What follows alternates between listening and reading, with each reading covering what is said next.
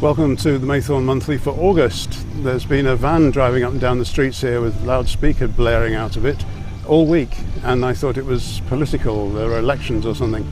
Actually, it says Smile on the side of the van. Funnily enough, it says Smile on that building behind me, but the building behind me is actually a big top, and the circus is in town. Yes, at Marina Door, the Smile Circus is here between July the 1st and September the 2nd. Lots of other things going on too, so let's have a look around.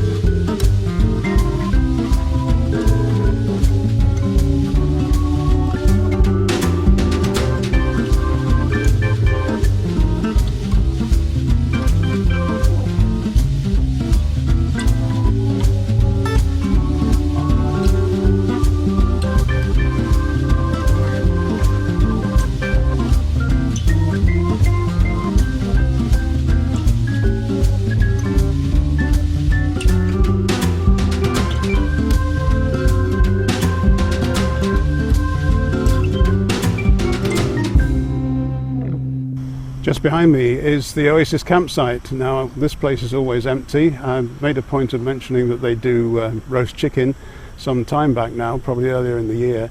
I've never seen anyone in there eating it up to now, but because it's July and August, I don't normally come here, and now I've seen people eating the chicken. I just can't help wondering how they make a go of a business that only operates in July and August, but they obviously do.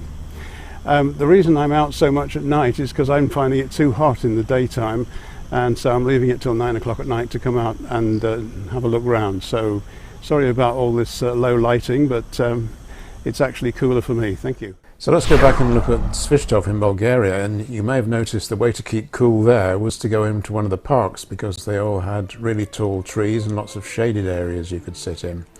It also had a lot of little bars and cafes, some with views across the Danube, and a lot of those were also in shaded areas, as these pictures show.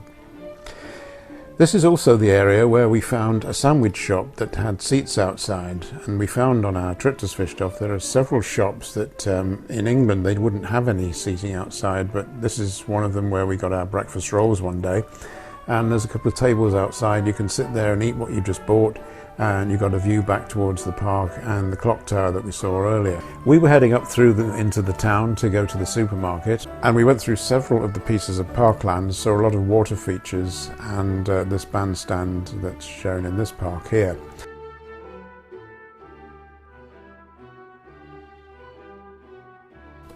The streets are also nicely lined with trees, and the whole thing is very pleasant. You can see how much shade there is from the hot sun.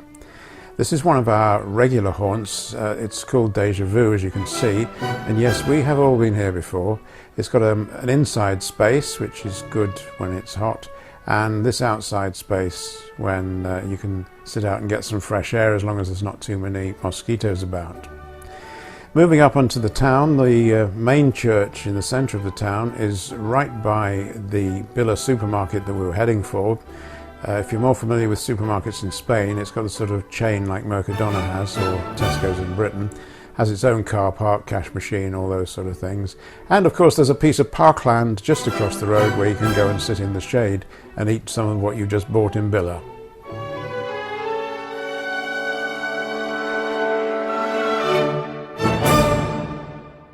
A couple of months ago I told you that the Hotel Corral was due to be refurbished and finished by the end of June. Myself and several other people didn't believe that was possible, but I've now been told they did finish it by the end of June, and they've done a really good job on it too, so here it is.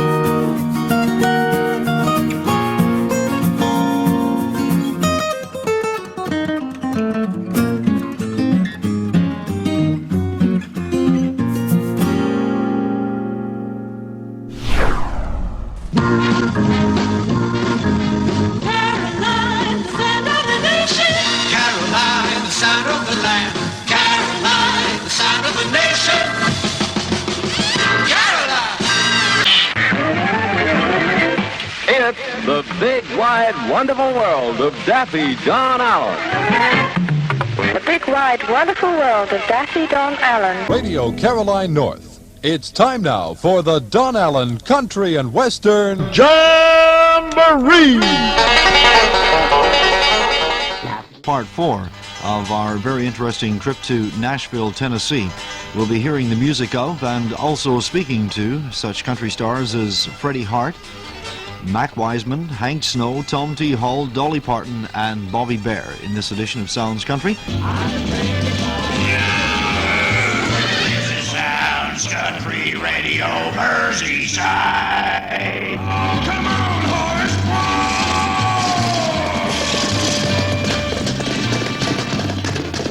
friends and neighbors here in Nashville, Tennessee, the country music capital of the world, it gives me great pleasure now to move on from Mac Wiseman to a man who's better known worldwide for that very phrase that we just used, move on. And we're moving on to the one and only the great and universally renowned Hank Snow, the Singing Ranger from down Canada way. Hank, nice to see a fellow Canadian again. Thank you. And Don, this is a very pleasant surprise. You know, we meet a lot of these people from many parts of the world here at the convention, which is one great purpose it's serving among many others. And how have you been? Well, Hank, apart from being starved of country music, that's live, that is, because we only have the one Wembley thing a year, as you know. It certainly was great seeing you at Wembley, and as I stated just before we came on the air, it seems to me that Wembley just isn't enough for me, so if country music doesn't come to us, we will come to it. And here we are in Nashville, Tennessee, the country music capital. No need to tell you why, you just simply got to fly. Sounds country radio Merseyside. Friends and neighbors here in the country music capital of the world, Nashville, Tennessee. If Elizabeth Taylor were standing alongside of her, I would say that two of the world's most beautiful women would be standing side by side. I'm speaking about the one and only, the fabulous and Miss Personality in country music, Dolly Parton. Dolly, my lifelong ambition, at least one of them, has just been completed, and that's meeting your good self. Well, that's a mighty nice compliment, Don, and I certainly am happy to talk with you. And you keep saying all them good things, I won't be able to get out of here. I'll have the big head so much. Dolly, when can we look forward to, say, a visit to the United Kingdom, perhaps the International Festival of Country Music by you and Porter? Well, I tell you what, Don, we would have been there long before, but Porter don't like to fly at all. And that's the only reason that we hadn't been there. But I think we're going to work up something this coming year. Well, I have a brand new song that's been out for a week. I'm not sure if you've heard it or not. Maybe by the time you get back home, they'll have it at the station. But I have a song called Jolene. This is a song that I've written, and it's a little different for me. It's up-tempo, and it's kind of a little heavier on the rhythm than, you know, a lot of my songs are.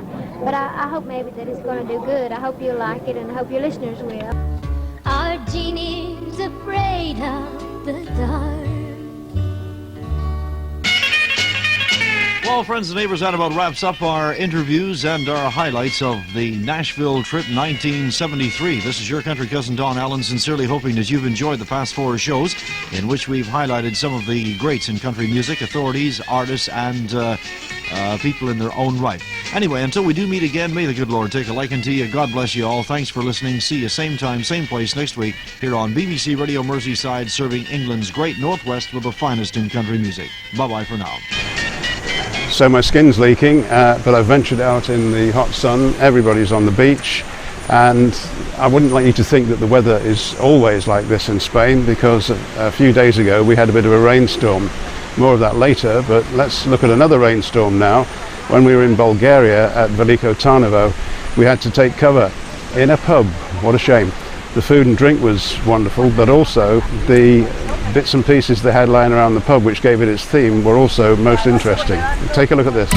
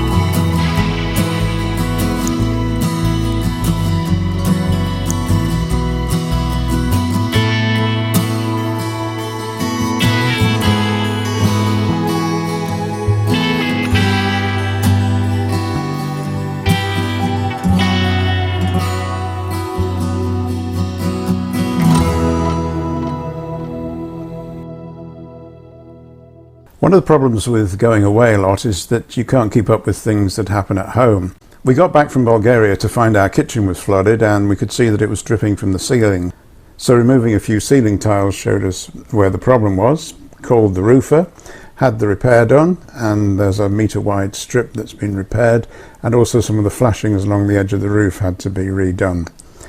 Meanwhile, in Wallasey at Denton Drive, we were surprised to find how much the weeds had grown in a few weeks that we hadn't been there, and a lot of it's buddleia. Now you have to watch out for buddleia, and for some reason the side path to this house just disappears amongst weeds and flowers, wildflowers, whatever, and you can't see anything at all. It eats its way up through the concrete and tarmac, and we just have to go and pull it all out and spray it with weed killer. It's vicious stuff if it gets in the walls, I mean the buddleia. There's a shot here of a piece that we'd taken out earlier, but it still opened up the wall with its roots, and in the end buddleia will destroy your garden walls, so don't let it anywhere near them. So now you can get to the back gate again and into the back garden, because we can find our way through the side path to the house, and you can see the walls as well. Astounding. So back to Bulgaria now, and to Davy's house. Earlier in the year I showed you the damage caused by a fire on the field behind and the general condition of Davy's garden. Well, he's been working hard on that. He's not only planted his lawn, and that's in place, but he's also done the side garden, and the field behind is also back up looking fresh and interesting again.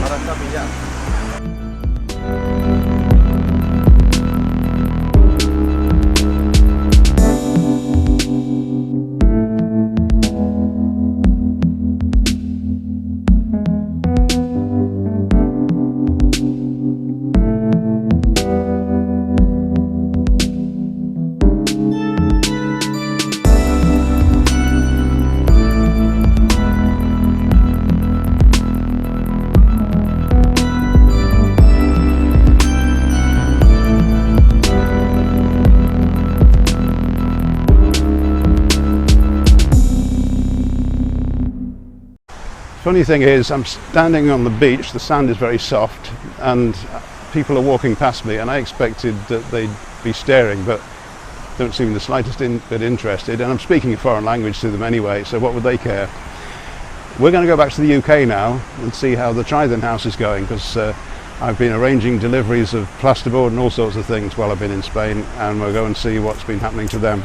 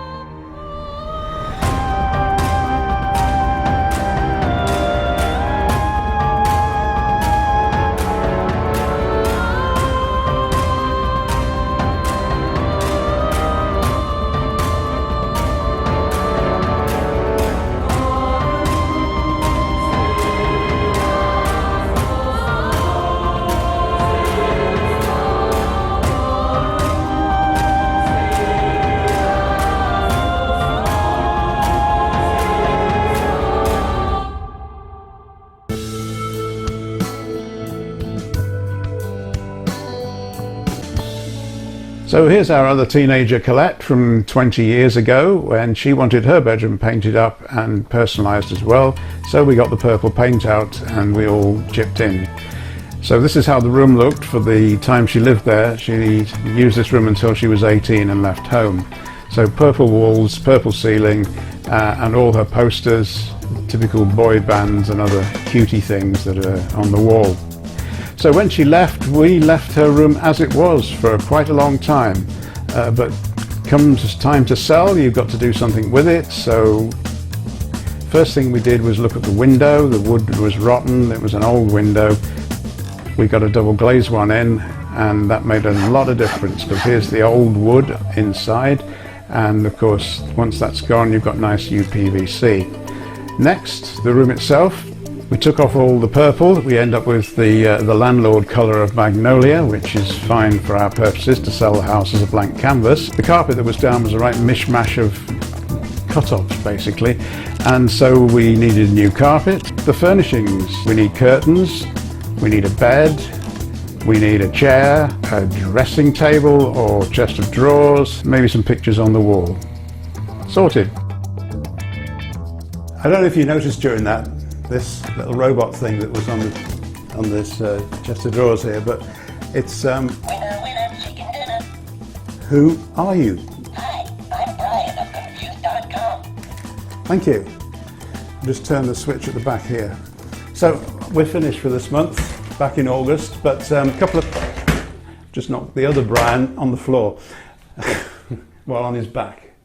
Going to end this month with a couple of little more bits from Marina Door. Don't know if you're familiar with Emotion Park. It was built behind a wall which was all nicely sculpted. We watched this being built and weren't sure what was going to be behind it. And what was there was called Emotion Park, which also had the electric go-karting. Well, that's now been removed, and the map shows that the whole thing, the whole site, including the karting, has been moved down to behind Casada Market. So it puts itself on the middle row by Avenue Barcelona. So that's the new site for that. I don't know what's going to happen to the site right up back by the railway line, but I'm sure we'll find out in the future. The other thing, of course, is the FIB, the music festival in Benicassim, has taken place this month. The transport was obviously quite different this time, because I didn't see any bus stops around for the pickup buses, and all there was a kiosk at the Barco roundabout where you could go and buy the transfer tickets, and that seemed to be it. So I don't know if the FIB was as much of a fuss this year. Anyway, if anybody went, let me know. From the Maythorn Monthly, bye.